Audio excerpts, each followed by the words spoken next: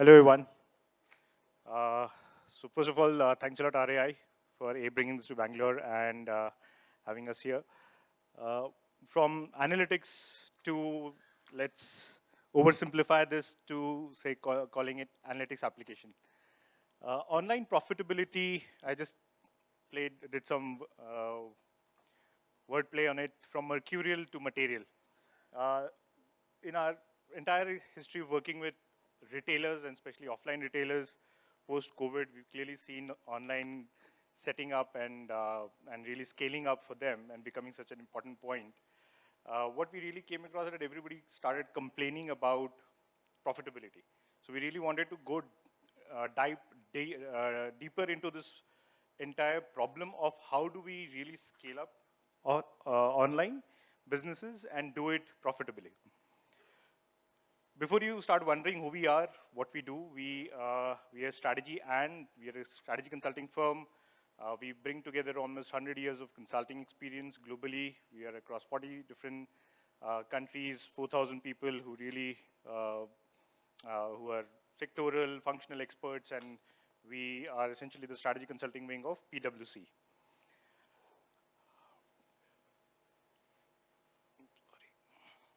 Sorry, I've been changing. Now, what really happened post-COVID is a lot of people really came in and started saying that online is a great place. We really have to do because our customers are there. Now, what do we do with it? There was initial push. They started selling a lot more. As the panelists were saying, they realized, even Andaman and Nicobar can be a market for you. Different states, all the states, you no longer are a regional brand, but you're a national brand. And that is what online really opened up for them. So they saw huge potential that the entire country is out there for the taking. But the moment they start scaling up, they realized somehow the losses were piling up. Inventory was piling up. Discounts became deeper. And that is when they started saying that, oh, it's a significant cost attached to it. It's a variable cost model. We never make money out of it. And then just the way of doing business, syncing offline, online, experience became a problem. Merchandise, pricing became a problem.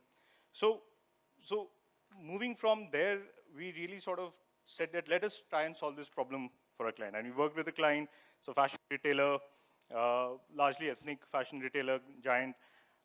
We went in and saw that they were actually suffering the same problems. There was a significant inventory pileup, huge discounted sales. They were spending a lot on marketing without really understanding why and where can they stop.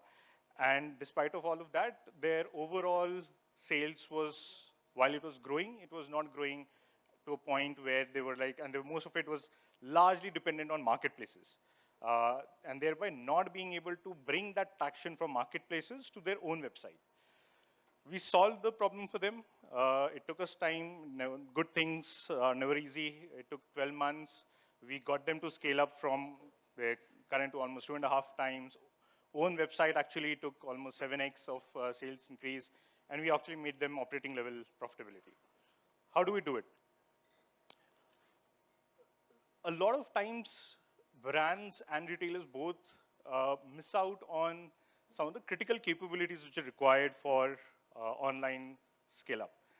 They start looking at it and they start coming in from a perspective of that, let us leverage marketplace, push marketing money, and end up creating a liquidation channel out of it.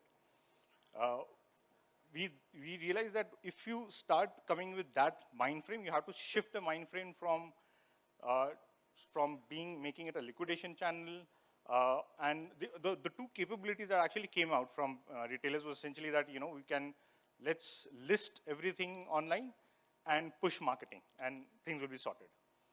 And that doesn't work.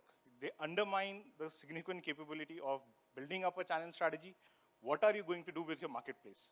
How are you going to build out on your own website? How are you going to build your value proposition of your own website? How are you going to communicate it? How are you going to leverage data, demand sensing, all the way into your product strategy? And building out a synchronized pricing, marketing, retention strategy to solve for it. Diving deeper into the channel strategy, let's say. and I think Lavanya actually said this very well. Your current customer or your potential customer is definitely on the marketplaces. They are in Amazon, Myntra, searching for new brands, searching for new product categories, niches, and discovering those products. Now, how do you tap into that? You will never be able to create a value proposition or compete with those guys. Therefore, the way to go about doing it is create a very clear strategy of using this as a customer acquisition channel, the top of the funnel channel, where you can actually acquire customer, you can actually demand sense, identify niches, identify your price point vis-a-vis your competitors. You can actually start creating your hook onto your own website. And trust me, you can do all of this while being profitable at it. So it's a customer acquisition channel which can actually make you money. So why not do it, right? And for a lot of brands, this was completely missing. What they were really doing was essentially putting a lot of merchandise online, doing a significant push online, and thereby waiting for sales to improve. However, the entire demand sensing model and analytics of spend as well as performance was completely missing, which you can look at and say, how do I take not just my inorganic push that I'm doing, but also the organic push, the organic visibility that I'm gaining. And nobody put it together to be able to come and realize that for organic push, for the SKUs that are getting organic visibility, we don't have to do too much organic. You optimize based on that at a campaign level, at an SKU level, and then significantly cut down, optimize, and increase the ROAS that you are getting in the online marketplaces that you are spending on. The other thing that they did not do, which is the most critical piece, is the demand sensing on your product. While you are pushing your product through online marketing, nobody was looking at the performance of the product. And if you really look at it, and it is a very bad graph to put it, but it is actually even uglier, if I'll show you the actual one which we built out, is to see that there will be a significant hits and misses of your product once you put online. The ones, however, who does do well, people do not track them enough at an SKU level, at a daily level, the rate of sales to identify and figure out the inflection points where you would have to replenish in time and make sure that you have the stock availability.